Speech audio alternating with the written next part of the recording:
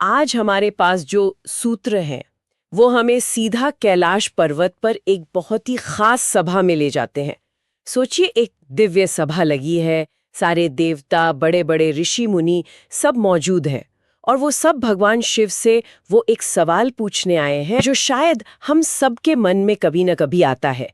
इस दुनिया के दुखों से छुटकारा कैसे पाया जाए? मोक्ष का असली रास्ता क्या है? और ये कोई सिर्फ एक पौराणिक कहानी सुनने सुनाने जैसा नहीं है। ये एक तरह से जीवन, मृत्यु और कर्म पर शिव की एक मास्टर क्लास है। हमारा लक्ष्य आज इसी मास्टर क्लास को थोड़ा खोलकर समझना है और ये देखना है कि हजारों साल पुरानी ये बातें आज की हमारी उलझी हुई जिंदगी में कितनी प्रासंगिक हैं। तो चलिए शुरू करते हैं देवताओं के उसी मूल सवाल से। भगवान, इस दुनिया में जो जीव हैं उन्हें दुखों से आजादी कैसे मिलेगी? और शिव का जो पहला जवाब है वो मुझे बहुत ही दिलचस्प लगा। वो सीधे सीधे कोई 5 कदमों वाला प्लान नहीं बताते मोक्ष के लिए। हाँ, कोई फॉर्मूला नहीं देते। बिल्कुल। वो पहले एक बड़ा चित्र दिखाते हैं। एग्जैक्टली वो पहले पूरे ब्रह्मांड का एक तरह से ब्लूप्रिंट समझाते हैं। कहते हैं, देखो ये दुनिया कर्म के नियम पर चलती है, ब्रह्मा इसे बनाते हैं, विष्णु इसे चलाते हैं और मैं रुद्र के रूप में इसका संहार करता हूँ। लेकिन बात यह है कि ये संहार कोई अंत नहीं है, ये इसलिए ताकि एक नई सृष्टि हो सके। ये एक चक्र है जो हमेशा हमेशा चलता रहता है। ये तो ऐसा हुआ जैसे कोई पूछे दिल्ली कैसे जाऊं और आप उसे पहले भारत का पूरा नक्शा दिखाएं। ये बहुत बढ़िया उदाहरण है और ये जरूरी भी है। शिव दरअसल कह रहे हैं कि आप जिस सिस्टम से बाहर निकलना चाहते हैं, पहले उसकी कार्यप्रणाली तो समझ लीजिए। आप एक बहुत बड़े लौकिक पहिए पर हैं जो घूमता रहता है, सृष्टि, पालन, संहार और फिर से वही। और इस पहिए में संहार कोई नकारात्मक चीज नहीं है। अच्छा। हाँ, ये सिस्टम का एक इनबिल्ट रीबूट फंक्शन है। जब सिस्टम में बहुत ज्यादा कह सकते हैं अव्यवस्था या भ्रष्टाचार आ जाता है तो उसे रीबूट करना पड़ता है ताकि वो फिर से ठीक से चल सके। मतलब जिसे हम अंत या प्रलय समझकर डरते हैं वो असल में सिर्फ एक रीसेट बटन है, एक तरह की लौकिक सफाई प्रक्रिया। बिल्कुल, ये जीवन की चक्रीय प्रकृति को दिखाता है। जन्म और मृत्यु इसी चक्र के 2 बिंदु हैं। मोक्ष का मतलब ही है इस झूले से उतर जाना, इस आने जाने के चक्कर से आजाद हो जाना। तो शिव ने पहले समस्या का पैमाना बताया है कि ये कोई छोटी मोटी स्थानीय समस्या नहीं, बल्कि एक लौकिक डिजाइन का हिस्सा है और अब वो इसका समाधान बताएंगे। ठीक है, तो ब्रह्मांड का ये ब्लूप्रिंट समझ आ गया। ये बहुत बड़ा और थोड़ा डराने वाला भी लगता है, पर इस चक्र से बाहर निकलने का कोई व्यवहारिक पहला कदम भी बताया शिव ने? कोई यहां से शुरू करें जैसी गाइड?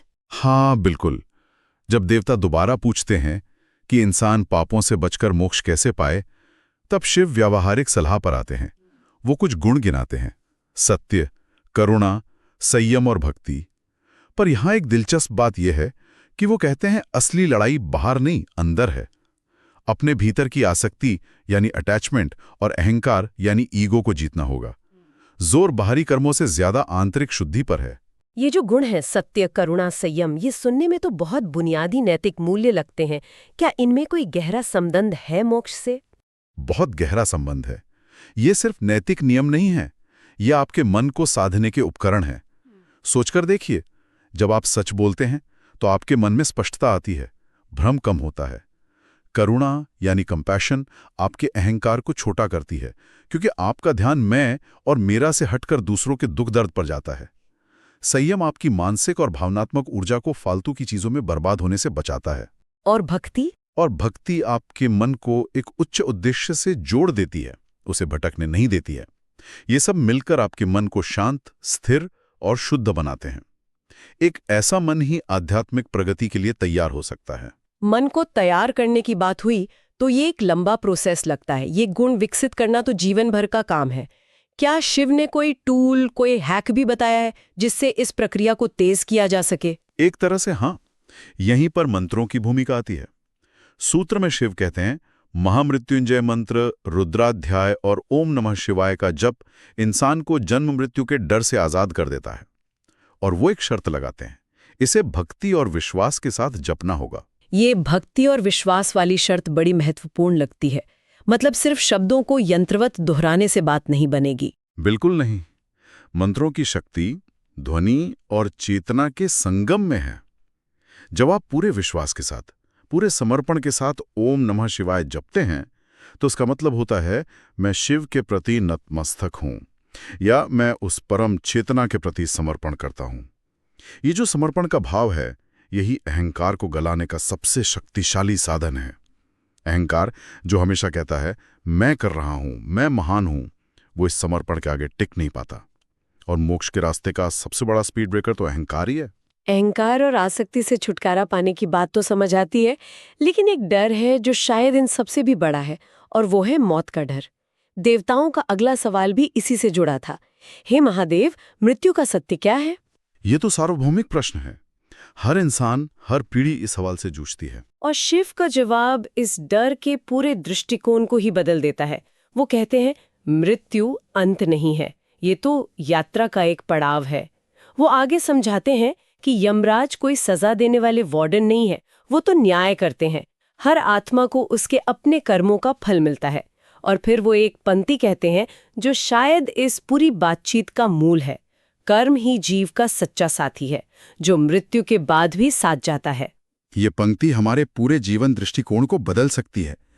अगर मौत सिर्फ एक स्टेशन है और असली मुद्रा हमारे कर्म हैं जो अगली यात्रा में भी हमारे साथ जाएंगे, तो हमारा ध्यान मौत के डर से हटकर अपने कर्मों की गुणवत्ता पर चला जाता है।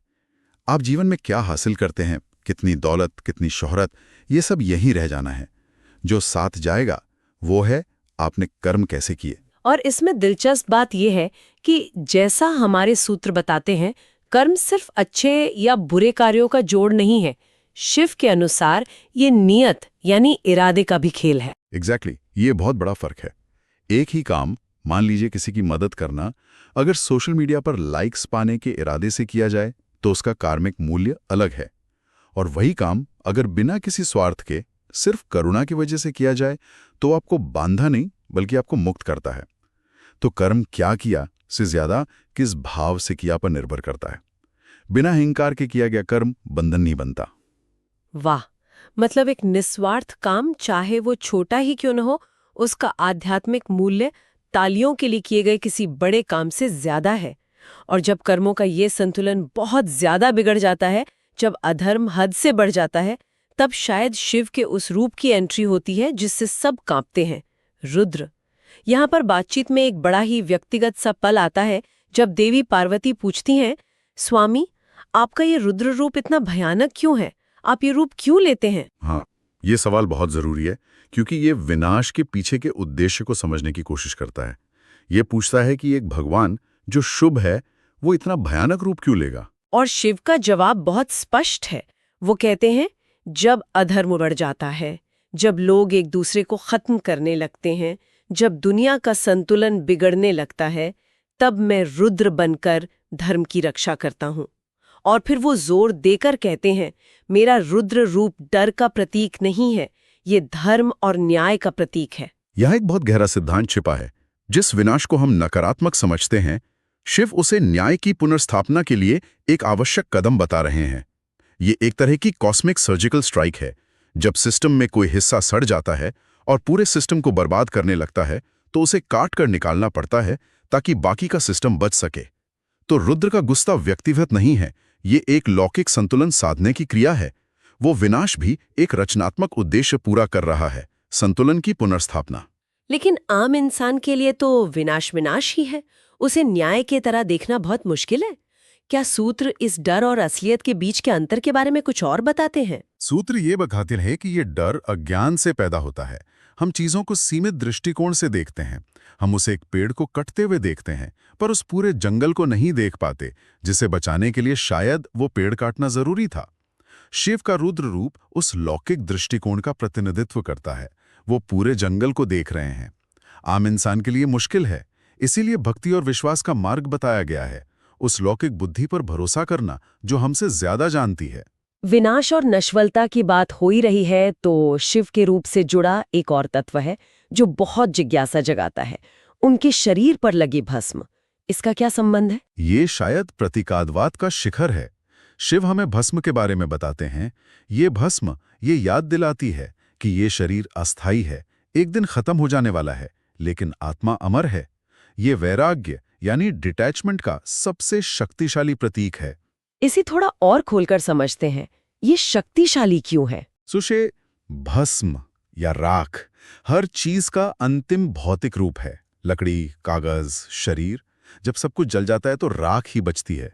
इसे अपने शरीर पर लगाकर शिव हर पल 24 घंटे इस परम सत्य का सामना कर रहे हैं। ये एक तरह से मोमेंटो मोरी है, एक लैटिन वाक्यांश जिसका मतलब है याद रखो कि तुम्हें मरना है। वो अपने शरीर पर ही इस रिमाइंडर को पहनते हैं कि ये सब अस्थायी है। ये दुनिया का सबसे शक्तिशाली एंटी ईगो स्टेटमेंट है। वाह, तो भस्म लगाना सिर्फ एक अनुष्ठान नहीं है, ये एक दर्शन है जिसे आप अपनी त्वचा पर पहनते हैं। सूत्र में यह भी कहा गया है कि भस्म अहंकार को जलाकर मन को पवित्र करती है और मृत्यु के भय से मुक्त करती है। ये कैसे होता है? जब आप हर पल अपनी नश्वरता को स्वीकार करते हैं तो अहंकार के पास टिकने की जगह ही नहीं बचती।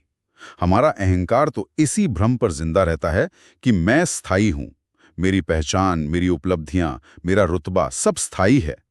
भस्म इस भ्रम को तोड़ देती है, और जब आपको ये गहरा एहसास हो जाता है कि आप ये शरीर नहीं हैं जो एक दिन राख हो जाएगा, बल्कि आप वो अमर चेतना हैं, तो मौत का डर अपने आप खत्म हो जाता है। आप उस चीज से कैसे डर सकते हैं जो आप हैं ही नहीं? तो अगर हम इस पूरी चर्चा को समेटें तो शिव के हिसाब से मोक्ष का रास्ता कोई एक सिंगल हाईवे नहीं है, बल्कि ये कई चीजों का एक संयोजन है। सिर्फ मंत्र जपने से या सिर्फ अच्छे काम करने से नहीं, बल्कि एक समग्र दृष्टिकोण से मिलेगा। बिल्कुल, ये एक पूरी जीवन शैली है, एक ऑपरेटिंग सिस्टम है जिसे आपको अपने जीवन में इंस्टॉल करना होगा। कथा के आखिर में शिव सभी को अपना अंतिम संदेश देते हैं, जो इन सभी शिक्षाओं का सार है। वो कहते हैं, धर्म के रास्ते पर चलो, सच बोलो, अपने माँ बाप और गुरुओं की इज्जत करो, मन में दया और क्षमा रखो, और हमेशा मुझे याद करते रहो। और फिर वो कहते हैं कि जो इंसान सच्चे मन से ओम नमः शिवाय का जप करता है, वो हर बंधन से मुक्त हो जाता है। और ये सच्चे मन से वाली जो बात है ना, यही कुंजी है। ये सारी शिक्षाओं को एक धागे में पिरो देती है।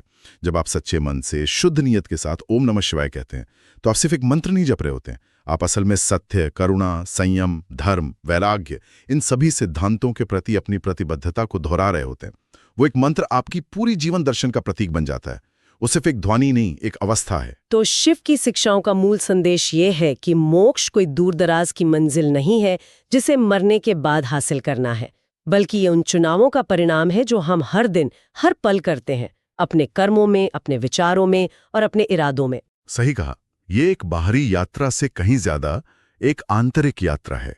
जैसा कहते हैं, स्वर्ग का राज्य भीतर ही है। इस पूरी बातचीत ने मेरे मन में एक सवाल छोड़ दिया है। शिव ने बार बार सच्चे मन या भक्ति और विश्वास पर जोर दिया है।